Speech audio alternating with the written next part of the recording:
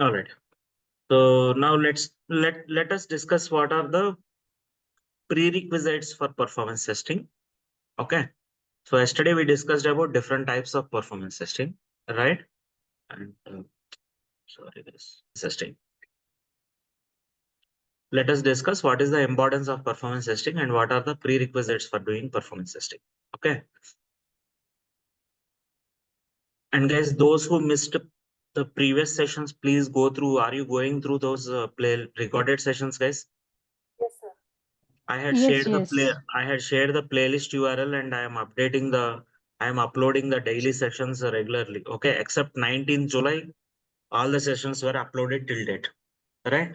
See, as of now, I had uploaded as a unlisted video, but going forward, I'll be sharing as private videos. Okay. From maybe today onwards, now that we have almost the batch finalized and we are done with the demo sessions. So from today onwards, I will be uploading the recording sessions as private videos. Okay. And I will be giving access to your Gmail ID. Right. So please go through those recorded sessions. Till now, all the videos are uploaded as unlisted. Okay. Unlisted means what is meant by unlisted? Anyone with that link can watch those videos. Anyone can watch the videos if they have that link. Understood, guys? So if you have any referrals, right, you can share these. These are all anyways, not private videos. You can share it to them. If you have any referrals or if you want to refer any friends, ask them to go through the demo sessions, free demo sessions till for this 10 to 11 sessions. All right. Now, so yesterday we did discuss till here, and we discussed about different types of graphs for different types of performance testing, isn't it? Now let us understand what is the importance of performance testing. So most users move away to other websites or applications if response time is more than 3 to 5 seconds, right?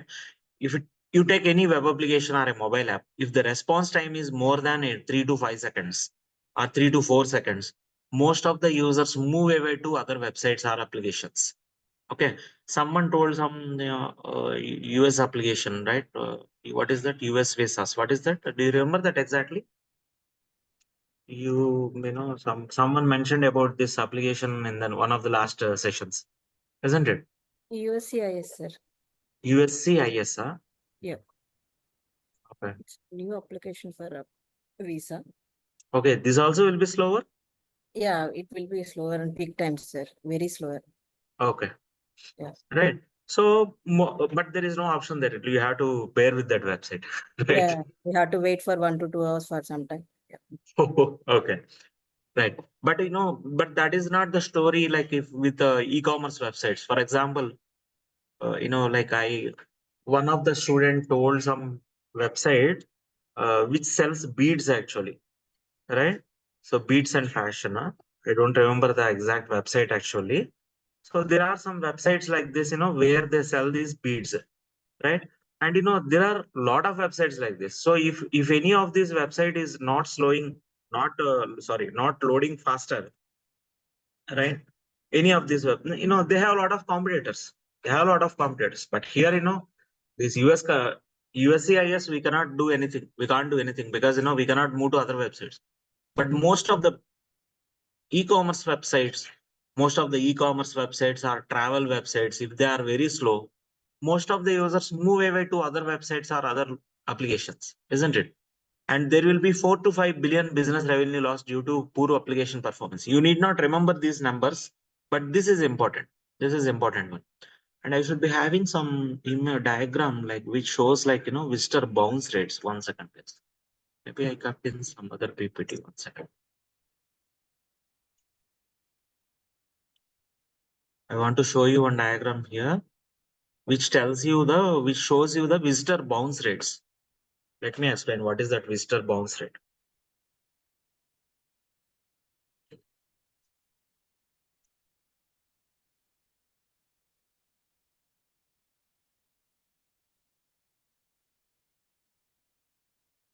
Yeah, here it is. So what is this? Understand this diagram. So these seconds on the x-axis, we have seconds to load. On the x-axis, we are having seconds to load. Means this is the response time of any website or any mobile app. And now observe here. If you observe here, 1 to 4 seconds is fine. So that is why it is shown in green, right? 1 to 4 seconds is fine. But if the response time is more than 4 seconds, observe here, 24% of the users leave that website. Or if it is 5 to 6 seconds, 35% of the users leave the website. If the response time is 6 to 7 seconds, 46% of the visitors, 46% of the visitors, they go to some other website, it seems, right? So this is as per a study done by this Pingdom, but by some organization called Pingdom. Understood, guys, this diagram? So if the response times are 8 to 9 seconds, 59% of the users, move to other websites. Okay, they will abandon this website and they will move to some other website. That is what it means. And like we'll discuss another example. Suppose you are trying to place an order on Amazon or Flipkart, right? And you searched for a product and you made payment, right? You added to cart, you clicked on checkout, and you made a payment. Till then, the application is working fine. Now, let's assume that after making payment, what do you expect immediately, guys? Once you make the complete the payment, what do you expect immediately? Confirmation. You will expect an order confirmation, right?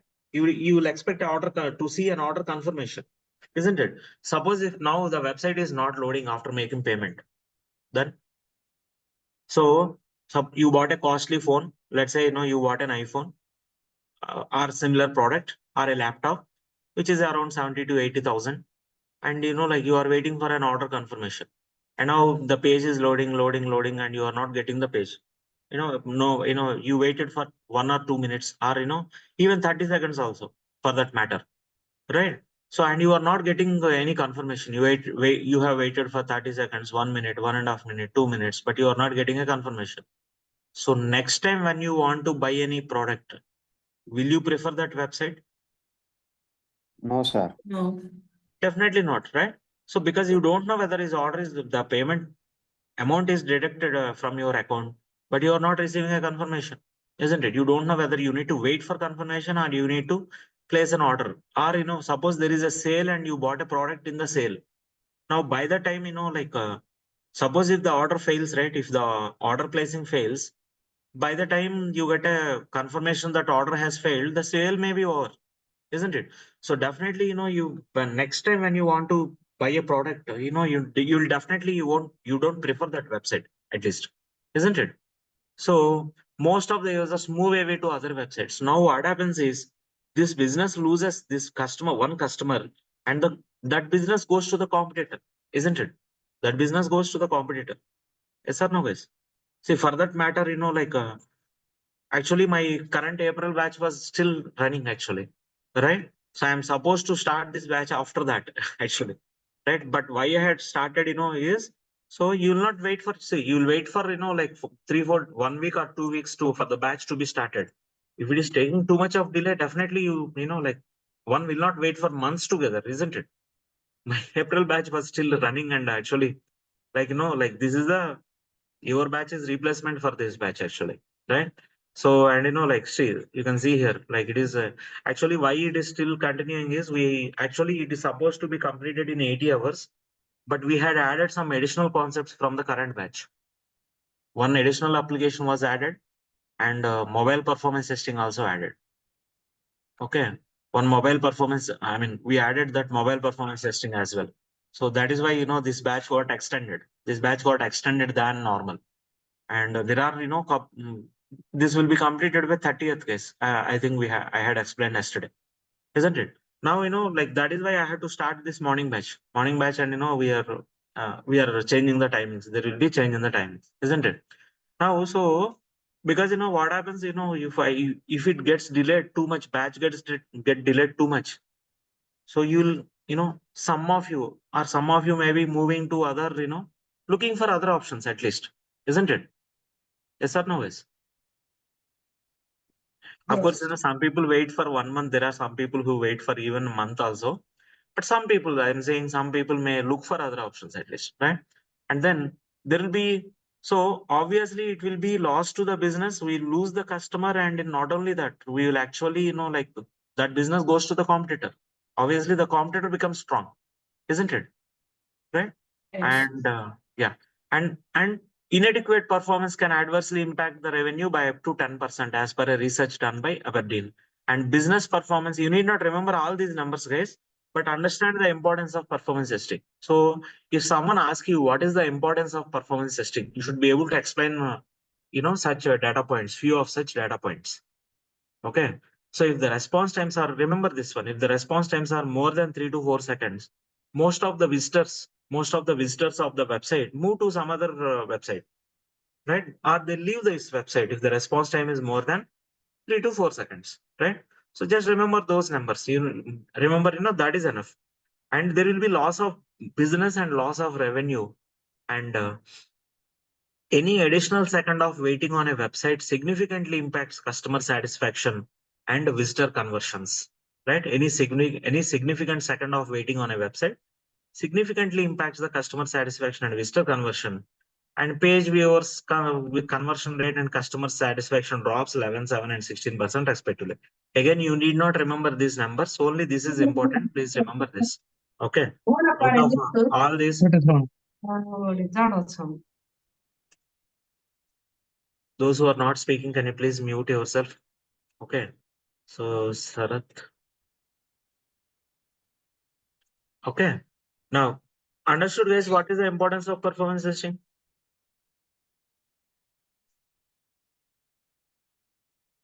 Shall we move to the next slide? Yes, sir. Okay. Not only that, I would like to quote few more examples. So, for example, if you remember, Flipkart and both Flipkart and Amazon crashed during their Big Billion sale a couple of years back. If you heard that, right? Flipkart crash or crashed app crash. Flipkart or Amazon, I don't remember exactly, right? So in one of the Big Billion Day sale, okay, Amazon and Flipkart, both Amazon and Flipkart has failed actually. Right. You see here in 2014, of course, long back, 10 years back, Flipkart site crashes on heavy demand. And there is an event over there. There is a Big Billion Day sale over there, isn't it? And now did Amazon ruin Flipkart's Big Billion Day sale? And not this one. So let me show you a couple of other examples. Flipkart apologizes to customers for Big Billion Day sale glitches.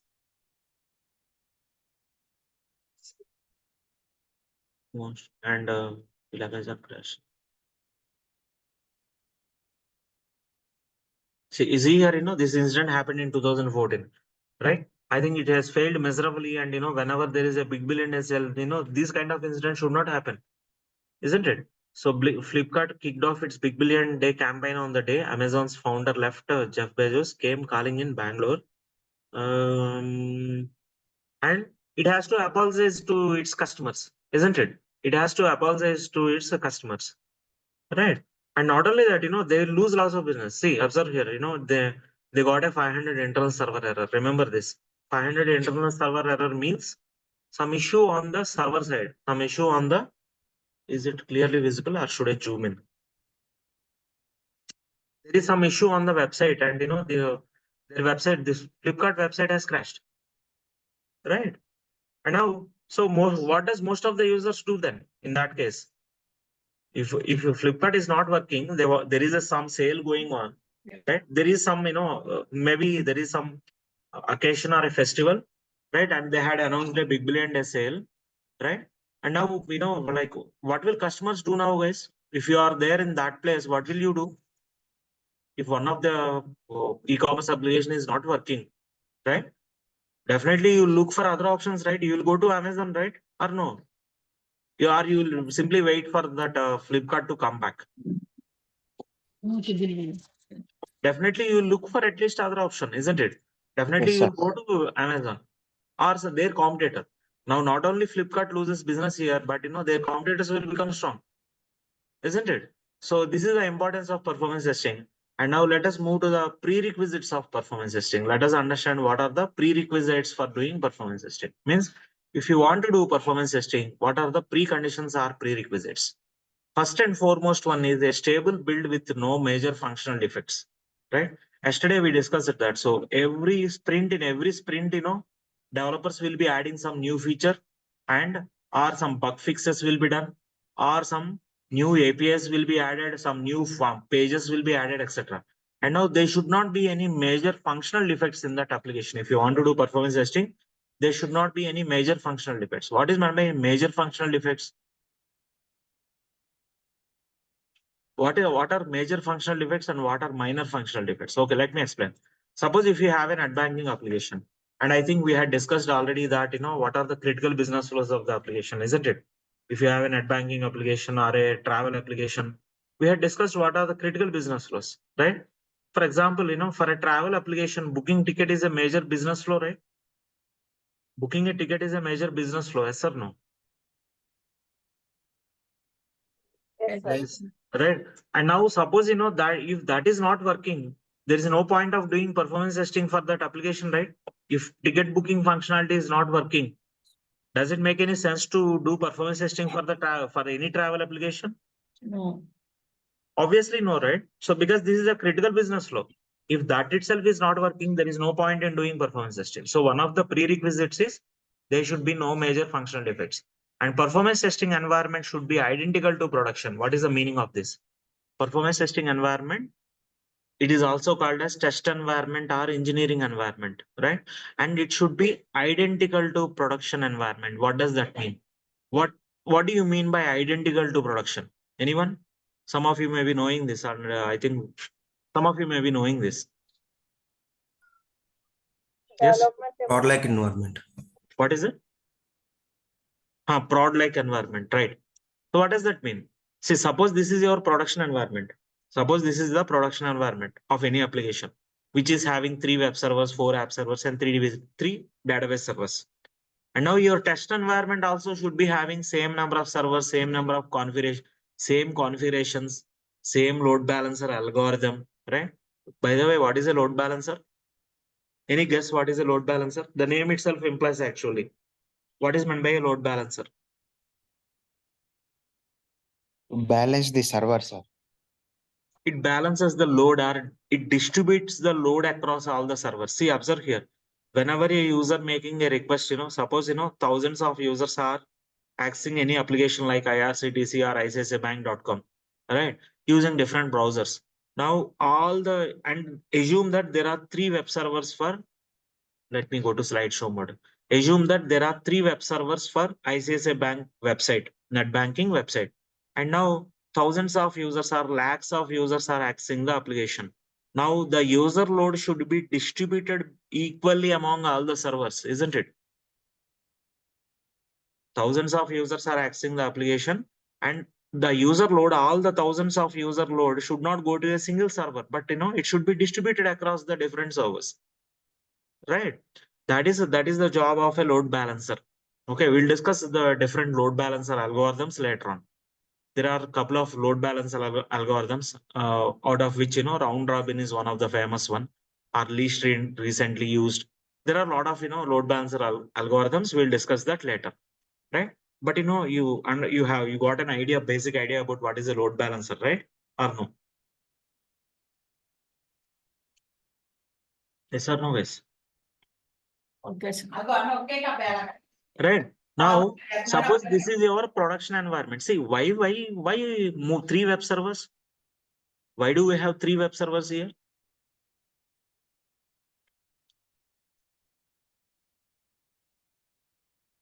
Or why do we have 4 application servers and why do we have 3 database servers?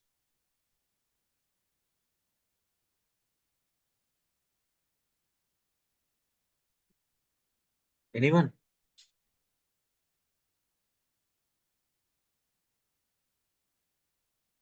To balance the load, sir.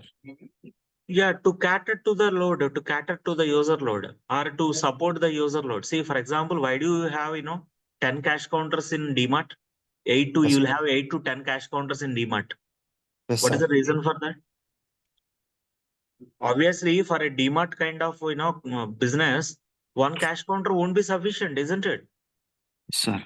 Or if you go to a McDonald's, you'll have at least 3 to 4 counters, cache counters, isn't it? Yes, sir. Right? Because so whenever there are more number of customers, they don't want to keep their customers waiting in the queue, isn't it?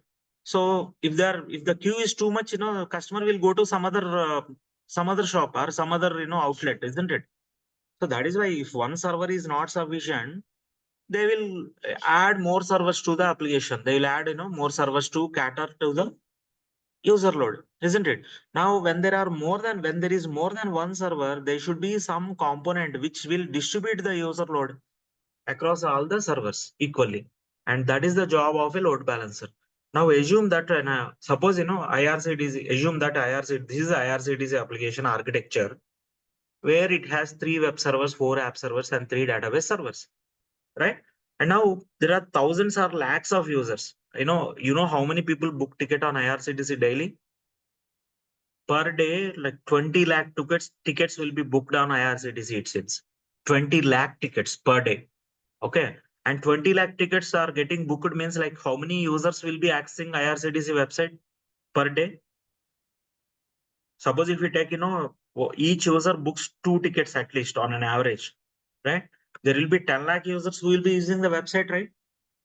Throughout a day, of course, throughout a day, right? And now per hour, it can be the user load will be in lakhs only for IRCTC. At least 1 lakh users will be accessing IRCTC website during Tatkal time.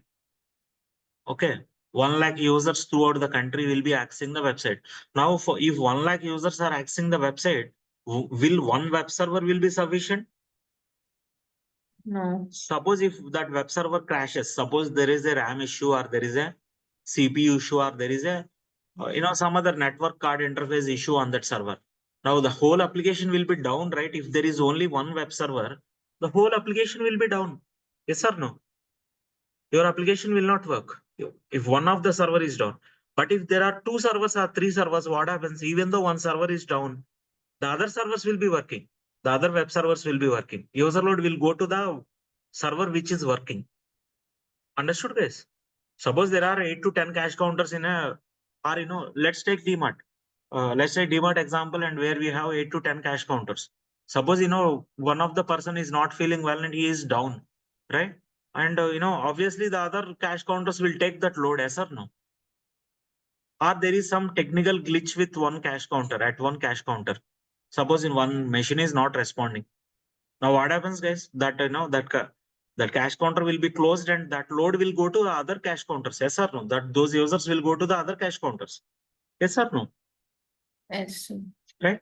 So this is the purpose of a load balancer here, to distribute the user load. It distributes the user load between different web servers. Is it clear? Why do we have these many servers? 3 web servers, 4 app servers, and 3 database servers. I'll take a pause here. Any queries?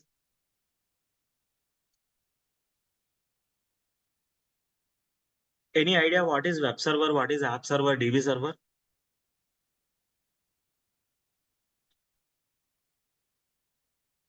Okay, let me explain this. Okay, let me explain this.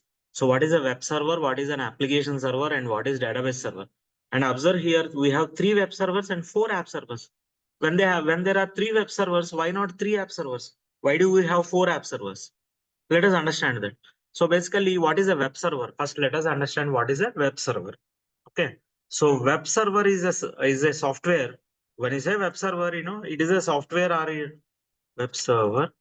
So it is a software. It is a software program which serves static content to the users. Right? What is meant by static content? Let us understand that. So for that, I'll go to private. I'll open a private browser. Okay. Let's type gmail.com. I'll take Gmail example. So I'm sending a request to Gmail, and every user get this page, right? Initially, right? Every user who is trying to access Gmail will get the same page, isn't it? Yes or no, guys? Sir. Right? Yes. So this is a static page.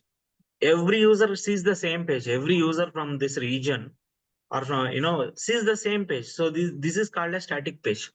And now this such kind of or if you take, I'll take one more example. Let's say IRCTC. Just now we discussed that there will be 1 lakh users during Tatkal time, and all those 1 lakh users will get the same page, right? Yes, sir. Right, once they go to IRCTC, or if you take ICICIbank.com, every user gets the same page, right? Initially, when they start browsing the application, first page will be same for everyone, yes or no? Or you take Redbus, you take any application. These are called as static pages. See, the content may change occasionally. అప్పుడప్పుడు ఈ content change అవుతుంది, right? But every user will get the same page, isn't it? So those are called as static pages, and these static pages will be served directly by the web server. Those pages will be stored on the web server, and this web server will be, if a user sends a request from browser to any application, the web server serves the static pages first. Okay, your request will first go to the web server, and if the request is for a static page, web server will directly serve that request. Okay, right? Now you understood what is the purpose of a web server, guys. And now, Yes. guys, are you able to follow? Yes, sir. Okay, now what is an app server? App server means application server. App server stands for application server. I will write it in full here. Now, what is an application server? Again, that is another software. That is another software program, right? But it serves, like this processes all the requests where some, logic is involved, where some logical processing is involved.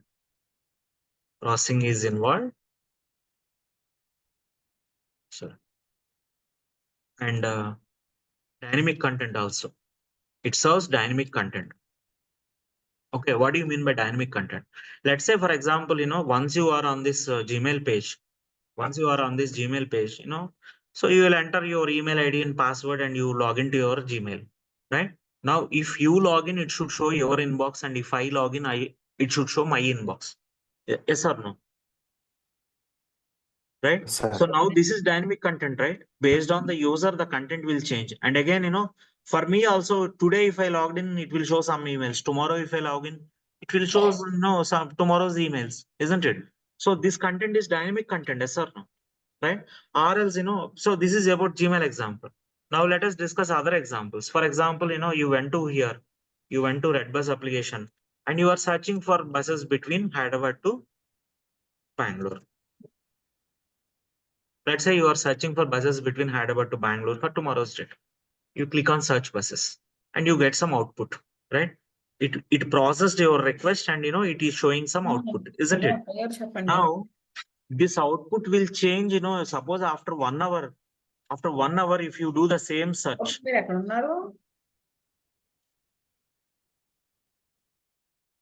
see, after 1 hour, if you do the same search, will we get same number of tickets?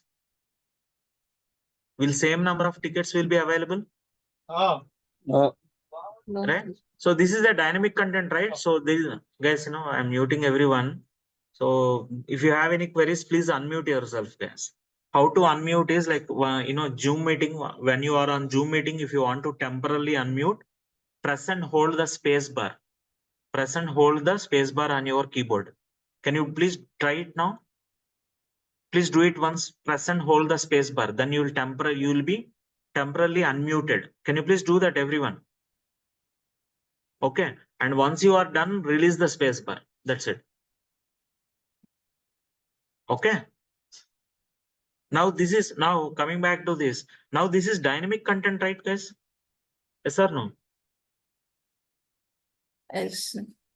So this content changes from time to time. And when you search for buses between two cities, let's say you searched for buses from Hyderabad to Bangalore, right? So let me explain what happens. So suppose you searched for buses between Hyderabad to Bangalore, right? So on the and assume that that is a Java application, and there will be some Java class in which some query will be written like this: select star from buses table where source city is equal to, a query need not be, may not be exactly the same. It will not be exactly the same. I'm just giving an example, guys. And destination city is equal to some Bangalore. So some some query will be running in the background like this, right? If you search for buses between two cities, right? So some query will be running in the background. So there is some logical processing involved. That is what I want to say, right? And now this cannot be done by web server. Now what happens is, if you are searching for trains between two cities, or if you are searching for buses between two cities on APSRTC, right? APSRTC online.in or TSRTC online.in, right? So suppose you search for buses between, let's say, Hyderabad to, let's say, Vijayawada, right? So some query will be running in the background, some logical processing will be involved, and it should, there will be hundreds of buses, but it should fetch buses only between Hyderabad and Vijayawada, isn't it? Yes or no? Yes. So this cannot be done by web server. Web server cannot do that job. But that kind of logical processing will be done by something called application server. So that is why this is called as logic tier or application tier. This is called as logic tier or application tier. Okay. Observe here, I'm using Spotlight. Observe here. Web server is called as presentation tier, and this is called as logic tier or application tier. And now all the buses details will be stored in the database server. App server will not have all the buses details and ticket details. All the bus numbers and service numbers and ticket cost, all those will be stored in the database. Now your request, see, when you search for buses between two cities, first your request go to web server.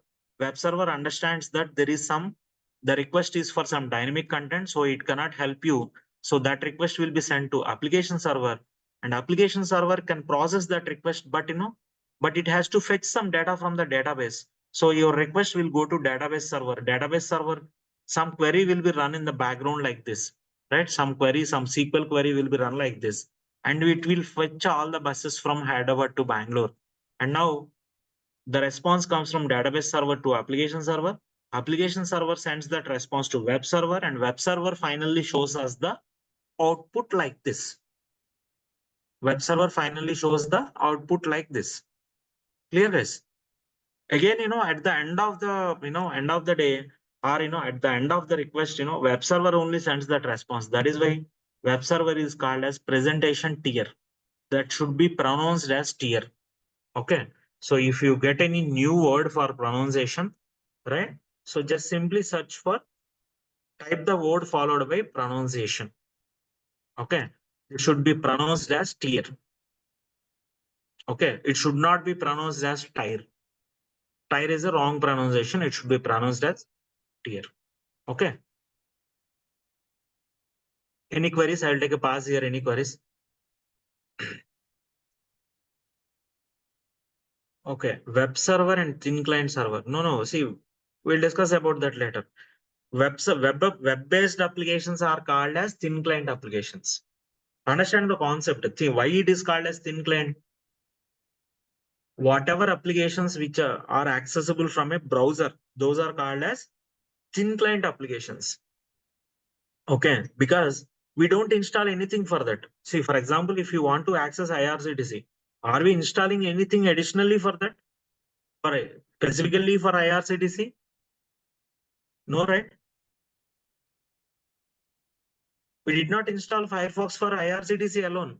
So all browser-based applications are called as thin client applications. We had discussed this already. Please go through the previous recorded session. Okay. So all browser-based applications are called as thin client applications. Now, what is coming back to your query? Web server and thin client server both are not same. Both are not same. No, they're not same. Browser-based applications are called as thin client applications. Desktop applications are called as thick client applications. Okay. And web server is part of one component in that web application. Web server is just a small part of that browser-based application. Okay, but they're not same. Any queries, guys? Any queries from anyone else?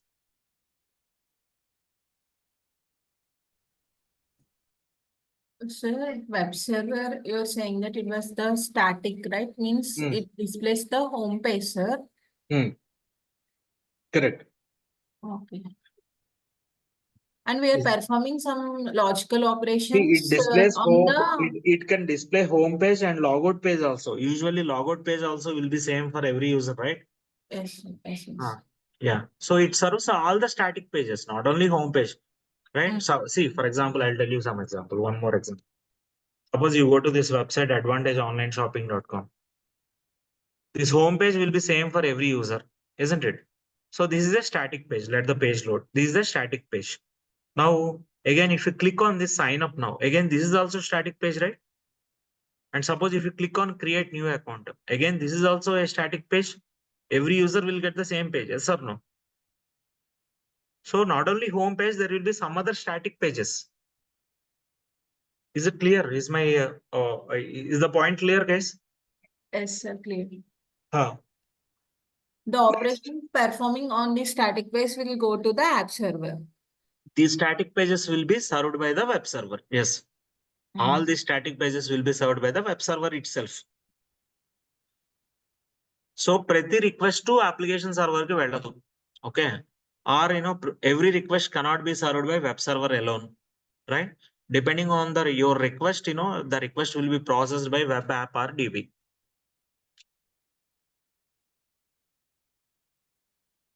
Is it clear or any queries?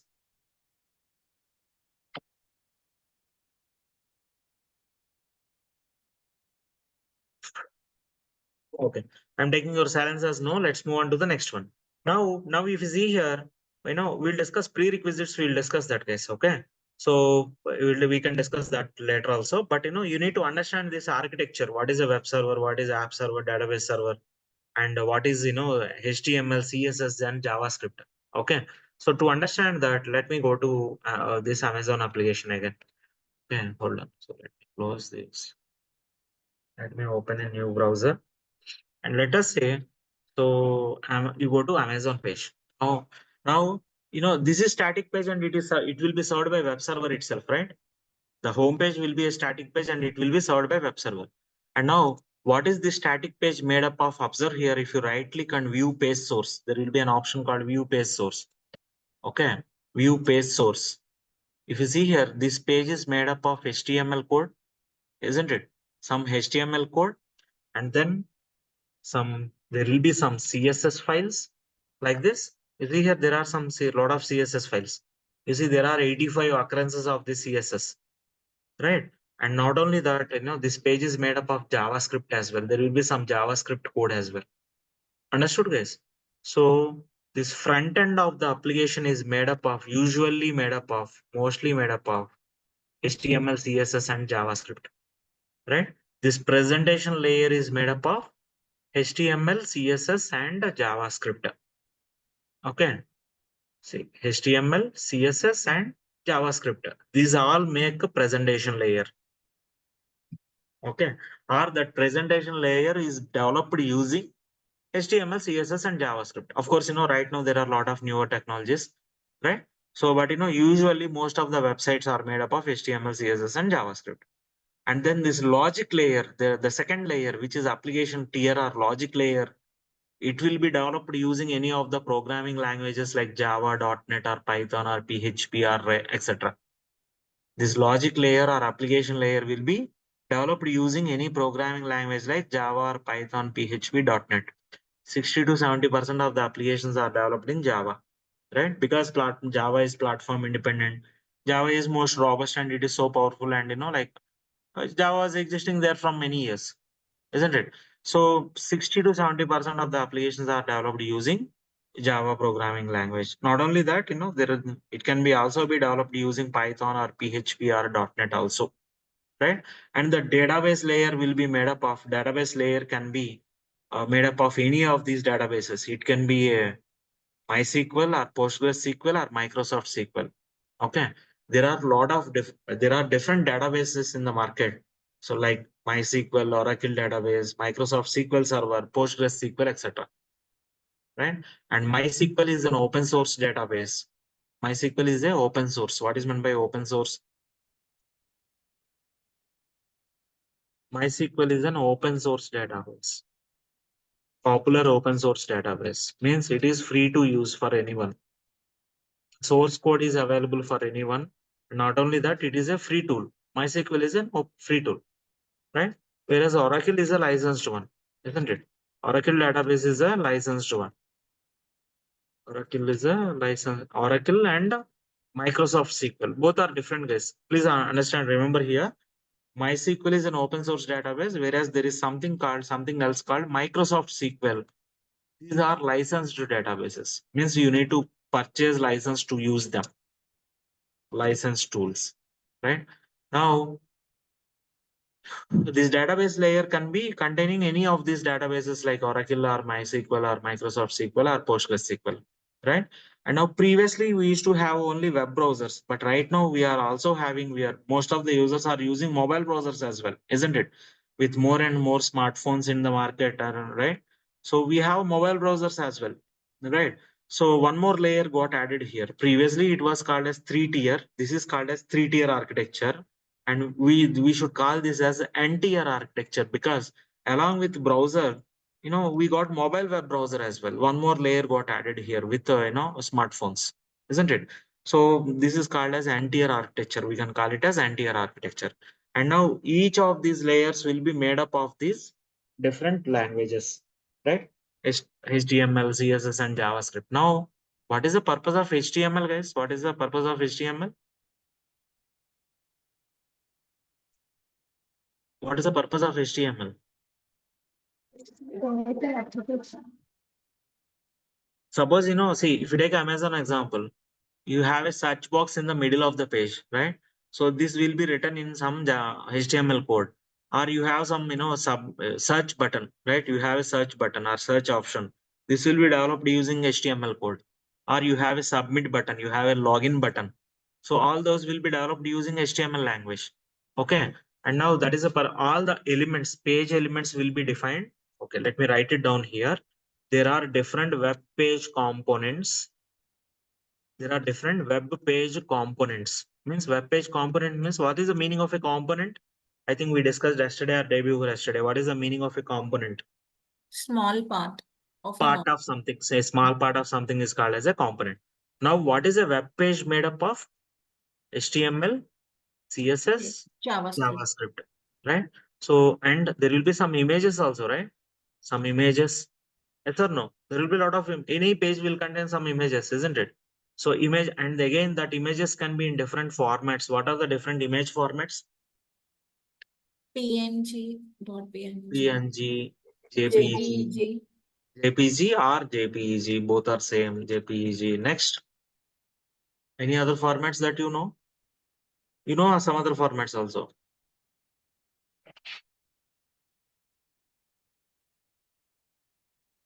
Guys, that's all. There are a lot of other image formats also. What are those, guys? Yes, you know those. You know those. You know some of them. GIF. You know this or no? Don't know. Yes. AIF. And BMP, right, etc. Right? These are the different image formats. And any web page will be made up of all these components: HTML, CSS, JavaScript, images, etc. Right? So these are called as web page components. Now, what is the purpose of this? Each of these, for example, HTML is used to develop HTML, the page elements, right? Like a radio button or a checkbox, radio button or checkbox, right? Or login button or submit button, search button, submit or search buttons. So all these elements will be developed in HTML. What is the purpose of CSS now? First of all, what does CSS stands for? Cascading style sheets, right? And what is the purpose of that? What will be written in that CSS file?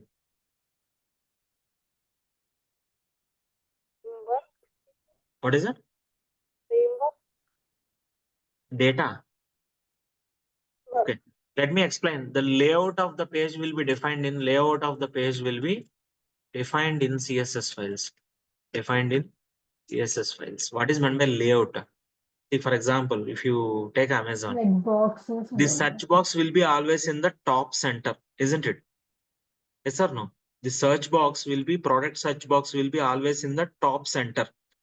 Amazon logo will be always on the top left, and cart symbol will be always on the top right, right? That will be defined in CSS file. ఏ component ఎక్కడ చూపించాలి, right? ఆ code CSS ఫైల్లో రాస్తారు. So CSS files are this cascading style sheets are used to define layout of the page, define the layout of the page. And now what is the purpose of JavaScript?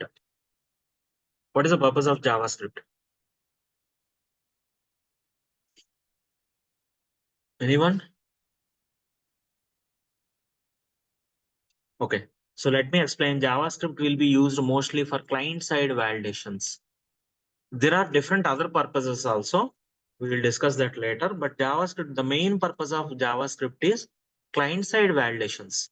Or client-side means nothing but browser-side. Client or browser-side validation. What is meant by browser-side validation or client-side validation? Anyone? And also it helps for develop page. Mm-hmm. It also helps for developing a page. Developing of the page also. So what is meant by client-side validation? That is my question now. Sending request to the server.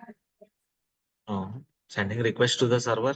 I'm asking client-side validation. What is client-side validation? Okay, let me explain. Giving Suppose if you, proper input or getting the expected output. that is functional testing. Giving proper input and testing whether we are getting expected output or not is functional testing. Without So, server It validation. has to meet the without SLA. server. Someone said without server intervention, isn't it? See, let's say for example, I'm supposed to fill a registration form here. For example, I will give the form username as Pavan. Sure, let's say. Okay. And I'll give the mail ID as perftest.kb@gmail.com. Right. And now suppose, instead of at the rate, suppose if I give hash, will it work, guys? What is it saying? What is it saying? Your email address is not formatted correctly, isn't it? So we got an error message saying that email address is not formatted correctly. Now, will this email ID go to the server? Will No, this sir. email ID go to the server for this validation to happen? Nothing like that. So these are called as client-side validations. Okay. Or for example, if you don't enter password and click here, go to the next field. What is it saying? Password field is required. See, these validations will happen on the browser itself, and that code will be written in JavaScript. Or I'll take simple Gmail example. Okay, to make it simple for you, I'll take Gmail example. Suppose once you go to Gmail page, you are supposed to enter your email or phone number here, isn't it? This is my email ID. This is a valid Gmail ID. Now, if I enter a valid Gmail ID, it should click next. If you click next, right? If you click next, it should ask for password, isn't it? It should ask for prompt for password. But if I enter some invalid Gmail ID like this, again, I'll go to Gmail page. And let us say, if I enter some invalid Gmail ID, I'm entering some special characters like this. Can this be a valid Gmail ID? No, sir. No, right? If I click next, what happens, guys? Observe here, it is displaying some error message, isn't it? So now, see, these are called as client-side validations. This will not go to the Gmail server. The email ID correct kaada verify cheyadaniki, your request will not go to the server to verify whether this is a valid Gmail ID or not. This validation happens on the browser itself. And those validations are called as browser side, client side validations or browser side validations. And a code, whatever that programming, whatever that, code that will be written in the JavaScript to do that validation, whatever code is required to do that validation, browser side validation will be written in a JavaScript file. Or some applications display calendar, right? Usually that calendar also will be developed using JavaScript code only. See, for example, you have APSRTC. Let me go to the home page. You have some calendar over here, isn't it? So this calendar also will be written in JavaScript code usually, right? But main purpose of JavaScript is to do browser side validations. And now these are the web page components. Important, please remember this. HTML, CSS, JavaScript are the images. These are the important images. You already know what is the purpose of images, right? Other than that, these are the important web page components, HTML, CSS, and JavaScript. And these are the specific purpose of each of them. Okay. So I'll stop it here for today. We'll continue tomorrow, guys. Right? Okay, sir. Everyone able to follow, guys? Yeah, I'm going slowly. I know that I'm going slowly initially because we have a lot of people from non-computers background, right? Around 10 people will be there at least, in all my batches are, for that matter, for testing, any testing career. If you take any testing training, there will be at least 50% from non-computers background. So they don't know this. Basically, they will not be having knowledge or idea about these concepts, right? So we'll be going slowly, initially for the first 15 days. And then once we start the tool, I will not go this much slowly. First 1 week, I will go slowly once I start the tool. But once we start the scripting, right? So I will not go this much slow. Okay, that is for sure. We'll discuss, more concepts daily. Okay. Any queries, guys, before we close our today's session? No. Okay. And those who I see some people, like already completed LoadRunner, I think. So if you are already having some experience or knowledge of JMeter, you can apply for this IBM openings. Like this is a never before ever after opportunity. Okay, 70 openings in a single company is not a small thing, isn't it? So the main requirement is LoadRunner. So if any one of you any one of you is already having some LoadRunner hands-on experience or hands-on knowledge, hands-on experience or trained knowledge, right? So you can apply for that, right? For IBM, there are 70 positions to be filled in the next 2 months. So this is, we got a referral opening. So, like it will be easy for you, like, like if you go through some referral through their employees, because, like, see, basically this lady has forwarded one CV, but she did not get a response. Today, I told her, like, that Monica did not get any email. So she said like she will check with her HR. Okay. So, this is the advantage with referral openings. So there will be someone to follow up, like if you don't get a call or there will be someone to follow up or, like, right? Follow up for your profile status. Okay. So not only that, I'm seeing a lot of openings in LinkedIn, guys. There are a lot of openings in LinkedIn. And from June onwards, 8 of our students got selected from June 2024. Right? June, 5 people got selected, and in July, 3 people got selected, and onboarding also done for them. Their onboarding was also done. So 8 people got onboarded from June 2024. Okay. So I'll close it here, guys, for today. We'll continue tomorrow. Let me pass.